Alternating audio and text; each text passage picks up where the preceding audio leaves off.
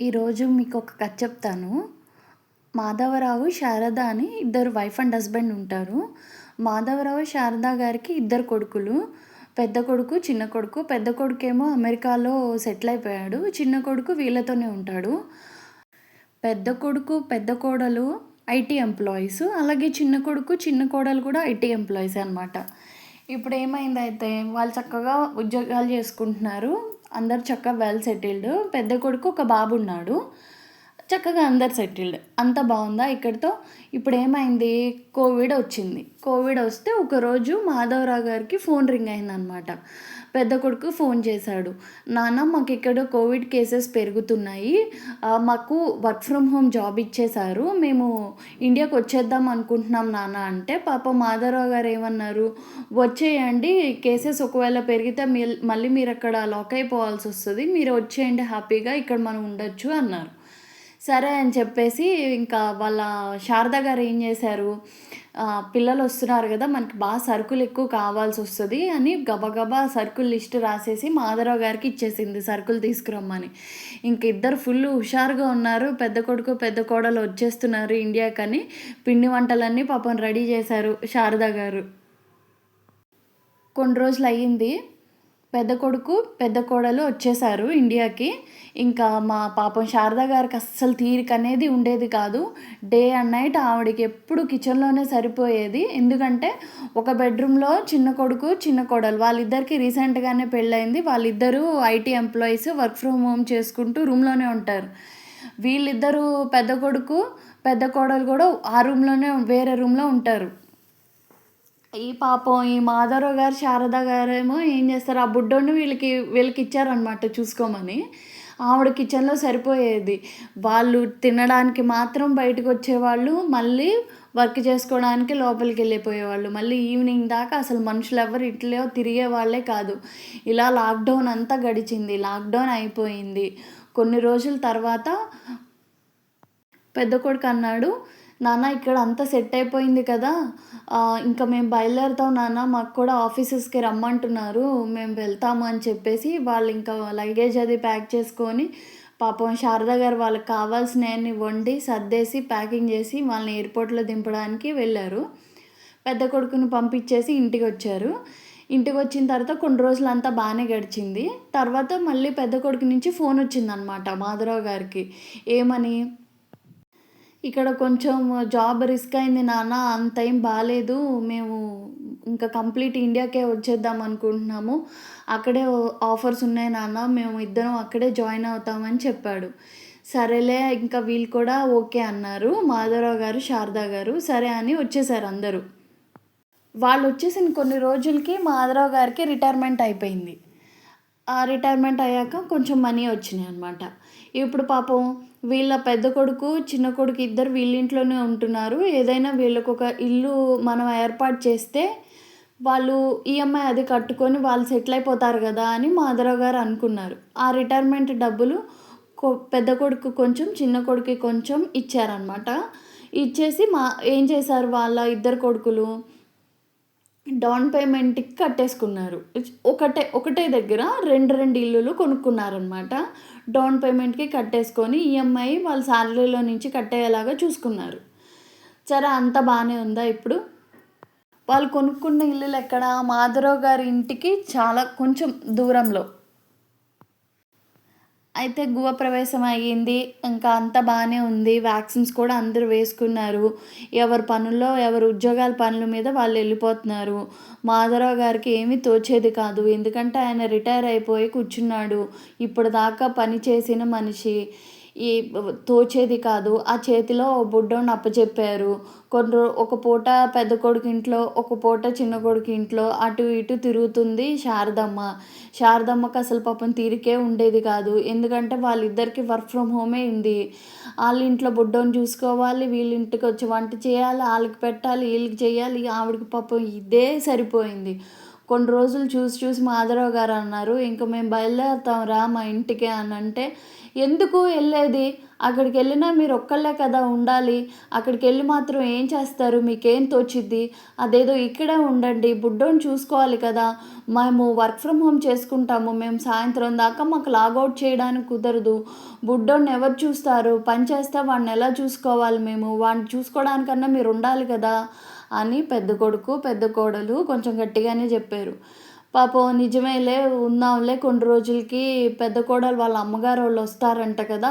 అప్పుడు మనం వెళ్దాంలే అనేసి కూర్చున్నారు. ఒక నెల అయిపోయింది, 2 నెలలు అయిపోయింది. ఇలాగే అయిపోతున్నారు. ఏం చేయాలో అర్థం కావట్లేదు. అరే! మా ఇంటికి ఎప్పుడెళ్ళాలిరా బాబు అనుకుంటున్నారు శారద గారు. పాపం ఈ ముసలోళ్ళిద్దరికీ ఇంటి మీద కొంచెం బెంగొచ్చింది. ఎంతైనా ఎవరింట్లో వాళ్ళుంటే కొంచెం ఆ ప్రైవసీ వేరుంటుంది గదా! మాధవరావు గారు గూడా శారద గారిని చూసి కొంచెం జాలిపడ్డారు. చక్కగా వాళ్ళింట్లో ఉన్నప్పుడు పగలు పని చేసేసుకొని, మధ్యాహ్నం చిన్న కునుకేసి, సాయంత్రం టీ తాగి, కాసేపు సీరియల్ చూసి, కాసేపు టీవీ చూసి, మళ్ళీ ఇంటి పని చేసుకొని పడుకునేవాళ్ళు. పిల్లలొచ్చాక ఆవిడకి పొద్దున 5 గంటల నుంచి తీరికే ఉండేది కాదు. మధ్యాహ్నం పడుకుందామంటే బుడ్డోడు పడుకోనివ్వడు. ఎందుకంటే వాడు పడుకోడు. రాత్రి 2 అయినా పట్టపగలు తిరిగినట్టు తిరుగుతుంటాడు బుడ్డోడు. వాడు లేట్ నైట్ పడుకుంటాడు. మార్నింగ్ లేట్‌గా లెగుస్తాడు. ఆవిడకి ఇంటి పని, వంట పనితో తీరికుండేది గాదు. ఇద్దరు కొడుకుల దగ్గర ఉందన్న ఒక్క సంతోషం తప్పించి, ఇంకా ఏంటో ఇంటి మీద బెంగ, ఏదో లోటుగా పాపం అలా ఉండేవాళ్ళు ఆ ఇద్దరు ముసలోళ్ళు ఏం మాట్లాడలేక. ఈలోపు చిన్న కోడలు కన్సీవ్ అయింది. అమ్మ చిన్న కోడలు కన్సీవ్ అయింది.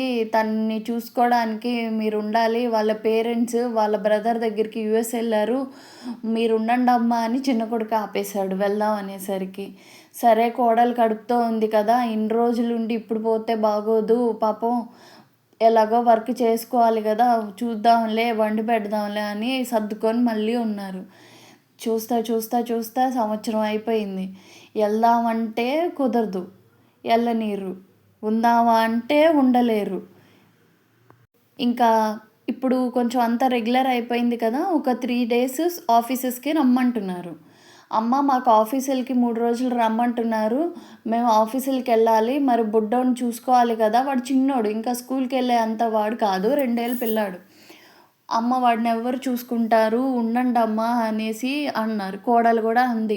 మీరక్కడికెళ్ళి మీరు సిక్ అయితే మిమ్మల్ని చూసేవాళ్ళెవరు? ఇక్కడ చక్కగా ఇద్దరు కొడుకుల మధ్యలో సంతోషంగా ఉన్నారు. మనవడితో శుభ్రంగా ఆడుకోండి.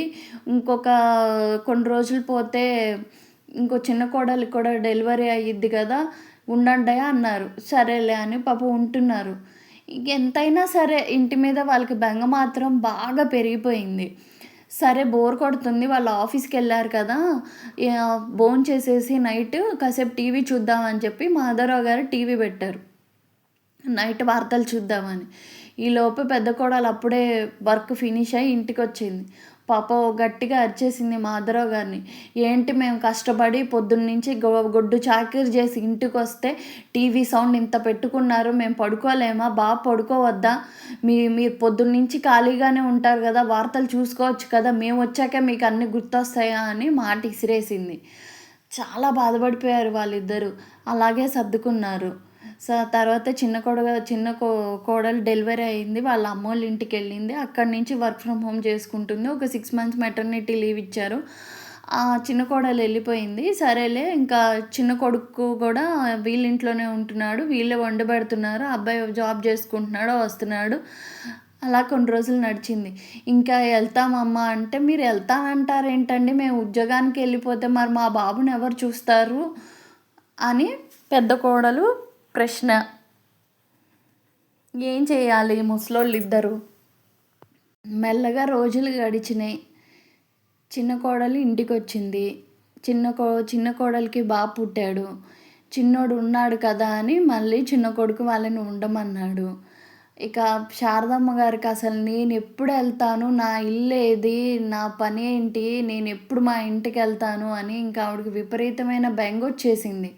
మాధవరావు గారు గూడా బాగా విసిగిపోయారు. ఎందుకంటే వాళ్ళు పొద్దున్న ఉద్యోగానికెళ్ళిపోతారు. ఆళ్ళు పెట్టినప్పుడు గబగబా కాఫీలు ఇచ్చేసారు తాగేసేయాలి. ఆళ్ళు టిఫిన్ పెట్టినప్పుడు గబగబా తినేసేయాలి. ఆళ్ళ పనమ్మాయి వచ్చేలోపు వాళ్ళు టిఫిన్స్ కంప్లీట్ చేసి గిన్నెలన్నీ అమ్మాయికేసేయాలి. లేదు మేము తాయితీగా తింటాం, మాకు తీరుబడి ఉన్నప్పుడు తింటాం అంటే కుదరదు. మళ్ళీ ఆ అమ్మకి డబ్బులిచ్చేటప్పుడు మళ్ళీ మనం కడుక్కోవడం ఎందుకు? ఆవిడొచ్చేలోపు మీరు అన్నీ కంప్లీట్ చేసేసి గిన్నెలేసేస్తే పనమ్మాయి గిన్నెలు తోముకొని ఎళ్ళిపోతది గదా! తర్వాత మళ్ళీ ఇన్ని గిన్నెలయితే మళ్ళీ ఎవరు తోముతాడు? అని ఒక కోడలు గొడవ. అసలు ఒక మాట కాదు, ఇంకా ఇలా రోజులు గడిచే కొద్దీ వాళ్ళకి డిస్టర్బెన్సెస్ పెరిగిపోతా ఉన్నాయి. ఇక ఆ ముసలోళ్ళు ఎలా ఉన్నారంటే, కొంచెం కదిపినా, ఎవరైనా మాట్లాడిచ్చినా గుక్కబెట్టి ఏడ్చేలాగా ఉన్నారు. అలా కష్టపడి పిల్లలు, మనవళ్ళ కోసం వాళ్ళు ఇంకా అలా ఆ ఇంట్లో అలా సెటిల్ అయ్యి అటు ఇటు ఇద్దరి ఇల్లులు పక్కపక్కనే. ఆవిడ అటు కొంచెం, ఇటు కొంచెం, ఆళ్ళింట్లో పనుంటే, ఇట్లో పనుంటే అట్లా ఇట్లా శారదమ్మకి పాపం పూర్తిగా లాక్ అయిపోయిందక్కడ. క్షణం తీరిక లేదు, దమ్ముడి ఆదాయం లేదు. మాధవరావు గారు అన్నారు, మన ఇద్దరికీ పెన్షన్ డబ్బులొస్తున్నాయి. చక్కగా మన ఇంట్లో మనం హాయిగా వృద్ధాప్యాన్ని ఎంజాయ్ చేసేవాళ్ళం. ఇక్కడ పిల్లలున్నారన్న మాటే గానీ ఏంటో లోటు. మనసులో ఎప్పుడు ఏదో ఒక బాధ. ఎవరు ఏదో ఒకటి అంటానే ఉంటారు. వృద్ధాప్యం అనేది ఎవ్వరికీ ఈజీగా కుదరని పని అని ఆళ్ళిద్దరు ముసలోళ్ళు అలా బాధపడతా కూర్చున్నారు. నేనెప్పుడు మా ఇంటికెళ్తాను, మా పెరట్లో నేను పండించుకున్న 2 కూరగాయలు, 4 ఆకుకూరలతో ఏదో అలా వండుకొని మేమిద్దరమే హాయిగా అలా ఎప్పుడుంటాము అని శారదమ్మ అలా దిగులుతో ఉండిపోయింది. కథ సమాప్తం. ఇలాంటి వాళ్ళు చాలామంది ఉండే ఉంటారు కదండీ! 2 వైపుల నుంచి అండర్‌స్టాండింగ్ ఉండాలండి. మన అవసరాల కోసం, మనం బాగుండడం కోసం ఎవ్వరిని మనం బలవంతం చేయకూడదు. ఏ విషయంలో అయినా సరే. నచ్చిందా? ఒక లైక్ ఇవ్వరా? బాయ్.